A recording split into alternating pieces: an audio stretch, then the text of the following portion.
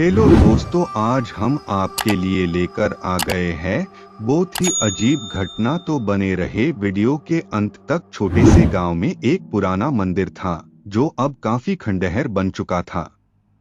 गांव वाले कहते थे कि मंदिर के पास एक अजीब सी ताकत बसी हुई है जो रात के समय और भी डरावनी हो जाती है। उस मंदिर के पास एक बड़ी सी बोरियाली बागीची थी जहां से अक्सर किसी की चीखने की आवाजें आती थीं, लेकिन जब लोग वहां जाते तो कुछ नहीं मिलता। गांव वाले कहते थे कि ये आवाजें मंदिर में दफन एक भूतनी की थीं, जो किसी कारणवश वहां मरी थी और उसकी आत्मा अभी भी राक्षसी रूप में भटकती थी। यह कहानी एक युवक नीरज की है। नीरज शहर से गांव घूमने आया था और अपने दोस्तों के साथ पुरानी जगहों का पता लगाने का शौक रखता था। एक रात उसने अपने दोस्तों को यह डरावनी जगह देखने के लिए बुलाया और सबने मिलकर तय किया कि वे रात में मंदिर और बागीची जाएंगे। रात का समय था और चांदनी रात ने पूरी बागीची को एक रहस्यमयी सूरत दे दी थी। बागीची के बीचों बीच एक पुराना टूटा फूटा मंदिर खड़ा था जो अब धुंधले चांद की रोशनी में और भी डरावना लग रहा था।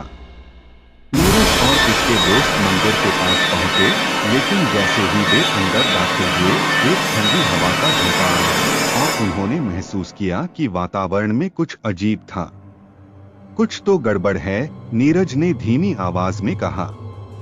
उसका दिल जोर जोर से धड़क रहा था, लेकिन उसने डर को अपने ऊपर हावी नहीं होने दिया। तभी एक अचानक से तेज आवाज आई, कौन है? सभी दोस्त हड़बड़ाते हुए इधर-उधर देखने लगे, लेकिन कुछ नहीं दिखा। वे डर के मारे एक दूसरे के पास खड़े हो गए। अचानक एक और आवाज सुनाई दी, तुम यहाँ क्यों आए हो? नीरज और उसके दोस्त कांपते हुए बागीची के बीच बढ़े। तभी एक धुंधली आकृति सामने आई, एक महिला की। उसकी आंखें पूरी तरह से काली थीं और उसके बाल उड़ते हुए दिखाई दे रहे थे, जैसे उसके शरीर में कोई आत्मा घुस चुकी हो। महिला ने नीरज की ओर बढ़ते हुए कहा, तुमने मेरा शांति चुराया है। अब तुम सभी को यहीं रहना होगा। नीरज और उसके दोस्तों के दिल में डर समा गया, लेकिन वे एक साथ भागने की कोशिश करने लगे। फिर अचानक वह महिला हवा में उड़ी और उनके सामने खड़ी हो गई। उसकी हंसी सुनकर उनके रोंगटे खड़े हो गए। कभी मत भूलना, महिला ने कहा, यह जगह मेरी है। कोई भी यहाँ आने की कोशिश करता है, वह यहीं फंस जाता है। सभी दोस्त घबराए हुए एक दूसरे का हाथ पकड़कर भागने लगे। नीरज और उसके एक दोस्त ने मंदिर का दरवाजा खोलने की कोशिश की, लेकिन वह बंद था।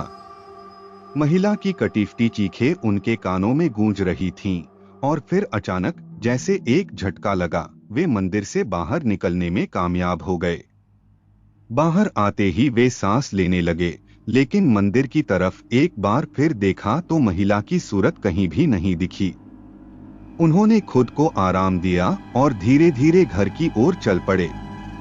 अगली सुबह नीरज और उसके दोस्तों ने जब गांव वालों से उस रात की घटना के बारे में पूछा तो वे चौंकते हुए बोले, तुमने मंदिर के पास उस रात क्या देखा था? यह महिला हर साल किसी को अपनी आत्मा बना लेती है। जिसने भी वहां रात बिताई है वह कभी नहीं लौट पाया।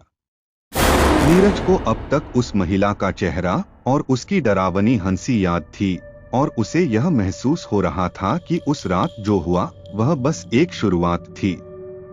आज भी जब चांदनी रात में उस मंदिर के पास से कोई गुजरता है तो उसे एक ठंडी हवा महसूस होती है और कहीं न कहीं किसी महिला की घबराई हुई चीख सुनाई देती है, जैसे वह किसी और को अपनी जाल में फंसा लेना चाहती हो।